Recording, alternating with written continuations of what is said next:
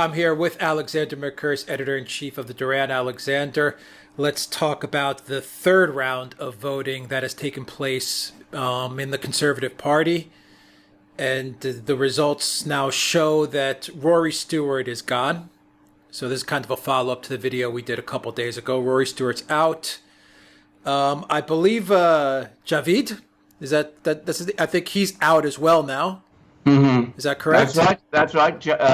Aside Javid, the Home Secretary. Okay, and it's Boris Johnson now is looking like the runaway favorite to win. But we do have some other people positioning themselves in the party to make some trouble for Boris's Brexit, initiative. Well, what's going on now in the Conservative voting rounds? In fact, I can bring you further up to date, Alex. We've actually also had the fourth round. We had the third round today, and then directly afterwards, we had the fourth round. And as you correctly said, Syed Javid has been eliminated.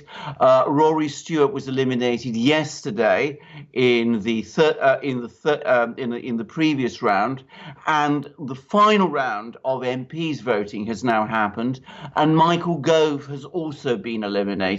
So the two left standing are Boris Johnson, who was the runaway winner, and he's now had the support of more than half of the Conservative Party's MPs, and Jeremy Hunt, who is the current Foreign Secretary. Now, I'm just going to say something about our previous video in which I pointed out that the vote for Rory Stewart was clearly a sign that the Remainer element within the Conservative Party is asserting itself in order to block, well, they say a no-deal Brexit, but arguably any Brexit whatsoever. Rory Stewart was an outspoken anti-no-deal Brexit candidate. In fact, it's universally known that he wanted to keep Britain within the European Union. What has happened, the way it has panned out, is that the person who's going to go up against Boris Johnson is not going to be another Brexiteer.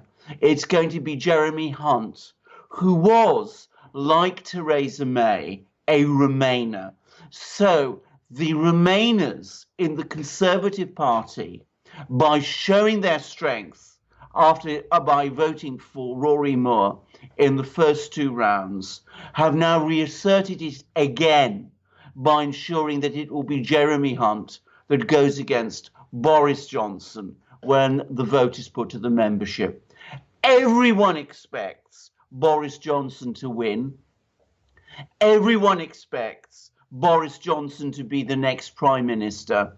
But the establishment, the pro-Remainer establishment in the Conservative Party remains in place. Why did they go with Hunt over Stewart? What was the logic there? Because you have two Remainers, but it sounds to me that maybe Hunt is more like a Theresa May. You said like Theresa May, so he's more, I want Brexit, but I'm really a Remainer type of personality, where Stewart seemed like he was, full on Remain. Exactly. He wasn't hiding it, but go into it a little. Exactly. And I'll tell you why straightforwardly. Rory Stewart, if there'd ever been a vote by the Conservative Party membership, he would have been obliterated. Boris Johnson would have won by a landslide, and that would have consolidated his position as Conservative Party leader and Prime Minister. Jeremy Hunt is a much more credible candidate for the Remainers to put up against Boris Johnson to the Conservative Party membership, because he's been in politics much longer than Rory Stewart has been. He's been a cabinet minister for much longer. He's the Foreign Secretary. He has a high profile, and by not being quite such as an outspoken opponent of a no-deal Brexit, he will be able, so the Remainers hope, to win over some support from, if one likes to call it, the soft fringe of the Conservative Party. So he will be a stronger opponent against Boris Johnson when the vote goes to the membership. And that's why the Remainers opted for him ahead of Rory Stewart. So the strategy remains not to defeat Johnson, but to get it to a point where you have a credible candidate who can win a good amount of support so that there's a little bit of doubt within the whole party and within the whole parliament. Is that kind of the strategy that they're going after?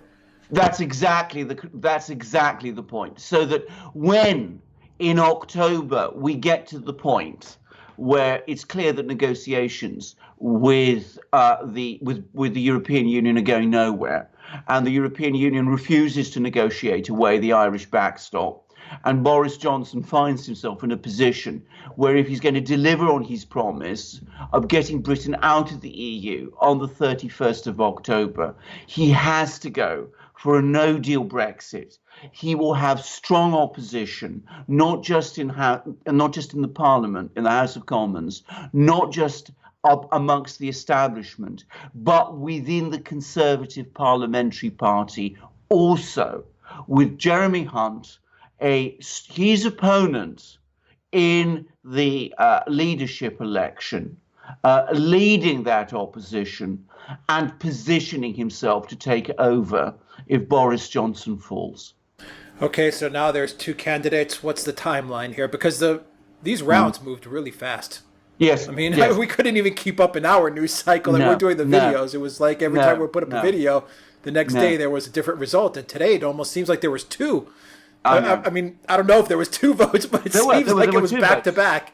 There were two votes. Okay. I think there was some concern, by the way, that because of the delay in staging these votes, that was creating opportunities for the media to create dissension.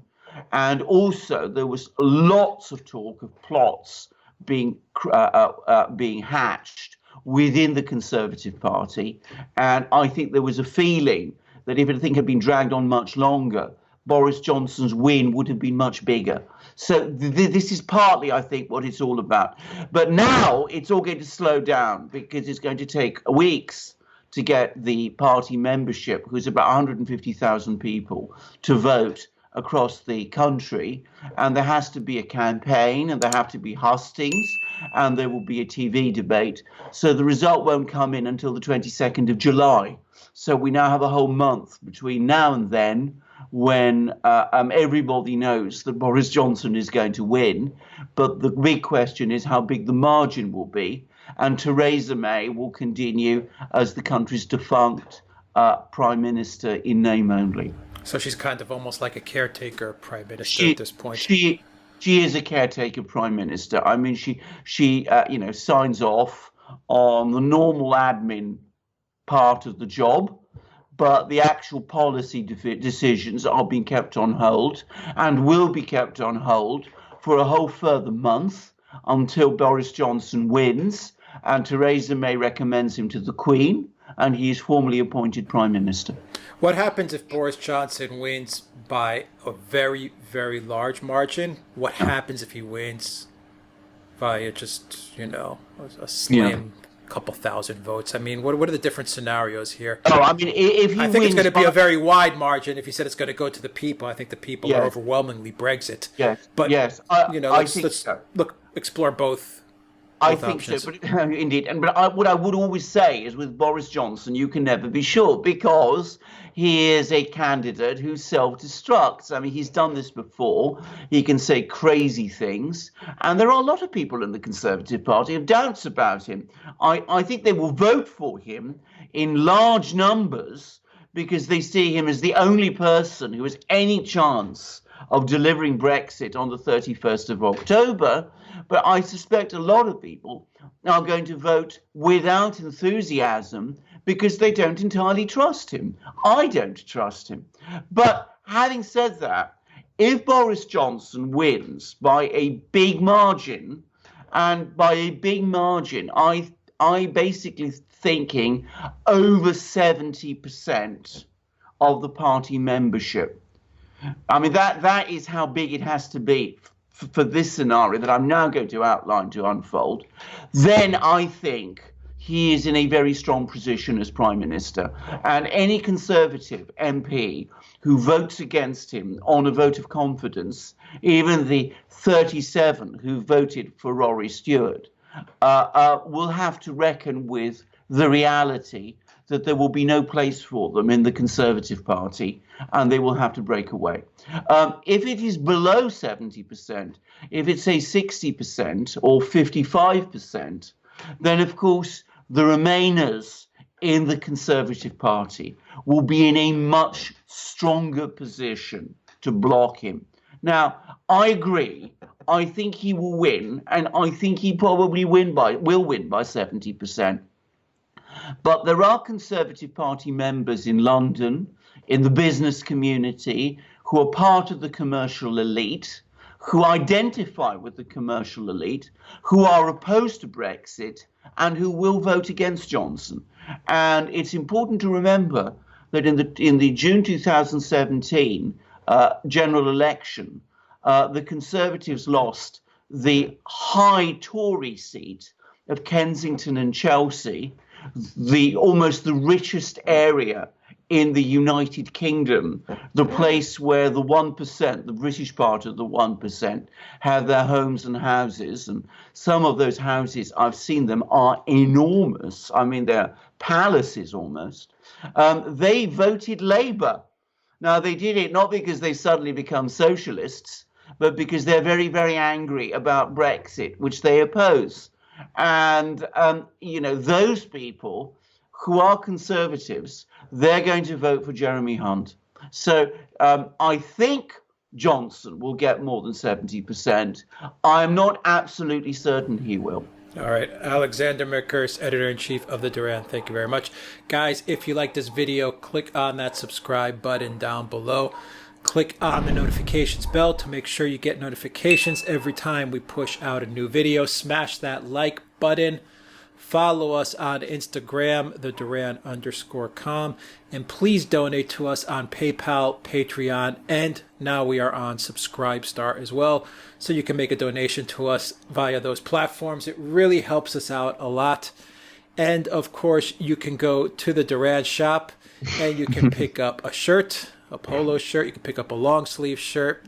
You can pick up magic mugs. That really helps out a lot. Alexander, our video we did yesterday for CrowdStrike, that one got demonetized right away. I don't know why they demonetized that video, but there we go. People go to the shop. It helps keep this channel going. Absolutely.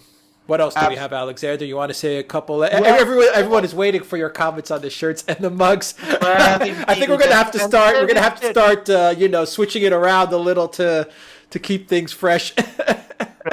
Well, as I said, I'm still wearing my long sleeve T-shirt because, frankly, it's so comfortable. The weather here still isn't very warm. It's a bit cool. And I was out in the park here. This is a park in London where we go by car. I drive the car to walk my dogs. And there I was in this cool weather with just this T-shirt on and the dogs. And it was absolutely ideal for it because it is beautifully made. It is all cotton. It feels comfortable. It keeps you warm in sort of this, cool London weather. It looks stylish. You see all sorts of people in the park. There were some people on a bench who waved at me. I'm sure they weren't just waving at the dogs. They were probably waving at me because of the shirts also.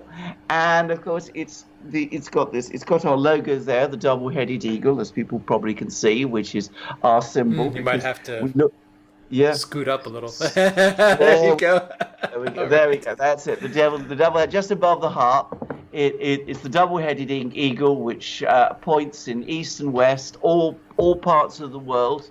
You see it on our mugs also. This is our mug, where you can see it. And as I said, this is a glorious shirt. So you can help us, the Duran, by buying one of these shirts, and you can help yourself because it's an actually great shirt to have. And I'd also say, by the way, I love the colour, which is really stylish. It's a nice That's a nice color. That's a nice It's a color. really Yeah, good color. It's a really good color, and absolutely. perfect, as I said, for walking. Now this mug. Now as our viewers, our regular viewers know, we have two of these mugs, but I've only got this one today because my wife is currently drinking from the other. So I can only show you this one. But this is a wonderful, great mug. It's beautifully made. If you feel it, you can feel the quality of it. It's got the double-headed eagle, which I was talking about, our logo, and I'm drinking my tea from this. This, for everyone's information, is Royal Blend tea, made by Fortnum and Masons, originally for King Edward VII, and so it's a very strong black tea.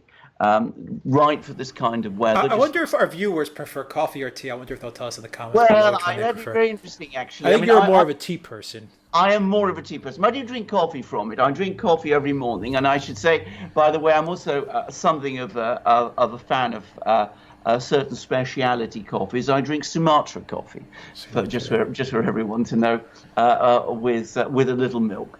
But I also drink beer from. I've also drunk beer from this twice now.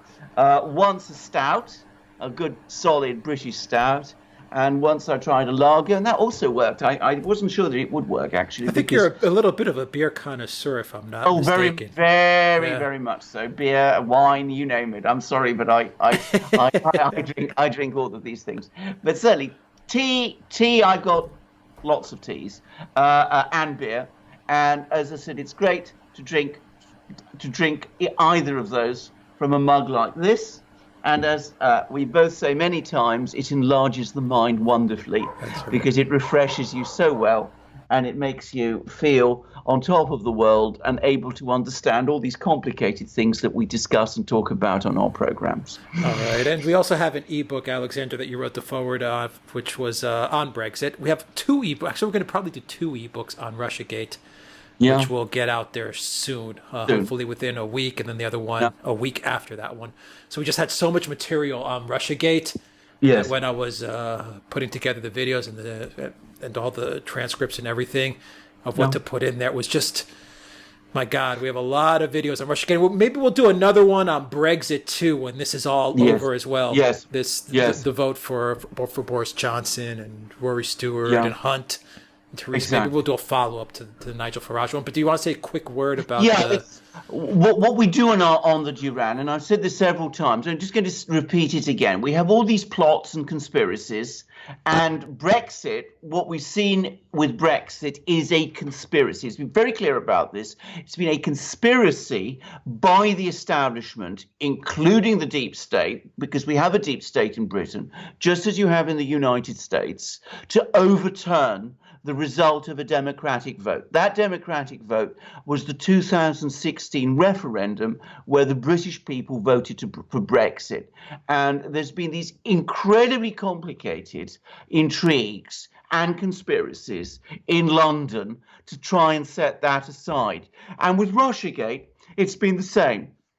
There was a democratic vote in 2016, the presidential election, which Donald Trump won, and you again have an incredibly complicated conspiracy. I use that term, by the way, advisedly, to set that vote aside, to try and delegitimize Donald Trump's election victory, because it was so unwanted by so many powerful people in Washington. And what we are doing in our books is we are deconstructing this narrative that they've created to try to confuse these two very simple facts, that we're looking at two plots to set aside a democratic vote. And in the foreword I've done to the Brexit book, I'd explain how that was going to trigger a popular reaction. In fact, we predicted it back in 2016, and I will undertake similar analysis when we get our books on Russiagate coming out. So, as I said, they're works of deconstruction. But if you want to understand, if you want to have a good grasp of these events, then read our books. They're what, less than a cup of coffee, much less than a cup of coffee in London, and they will make you understand things better. Yeah, you can find the link in the description box down below. Yeah. Alexander Mercouris, editor-in-chief of Duran, thank you very much. Until next time, everybody, take care.